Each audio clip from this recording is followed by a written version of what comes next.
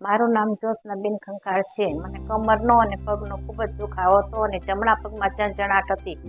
ત્યાર પછી અમે MRI કરાવ્યો અને સૂચકને મળ્યા એટલે સાહેબે અમને કહ્યું કે આમાં મણકામાં ખૂબ જ ભારે દબાણ છે એટલે ઓપરેશન આવશે.